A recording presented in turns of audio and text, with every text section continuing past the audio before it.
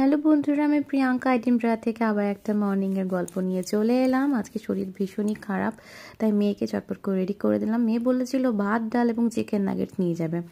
আমি অবাক, যাই হোক, তো নিয়েও গেছিল। সব ভালো করে প্যাক ট্যাক করে দিলাম। বাট আজকে একাই যেতে হচ্ছে বাবার সাথে। রানী এসো, সাবধানে আসো, যে বাবার সাথেই আসো।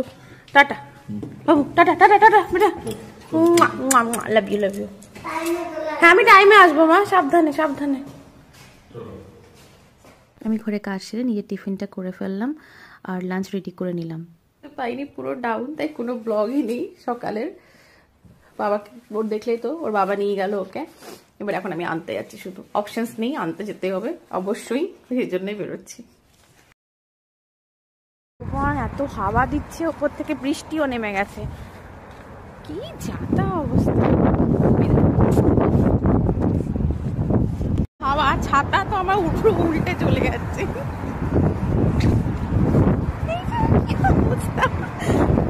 তিতলিকে নিয়ে ফেরার সময় কি ভাগ্যে বৃষ্টি পাইনি। তারপরে বাড়ি ফিরে রেস্ট নিলাম এবং ওর যাবতীয় কাজ সারলাম।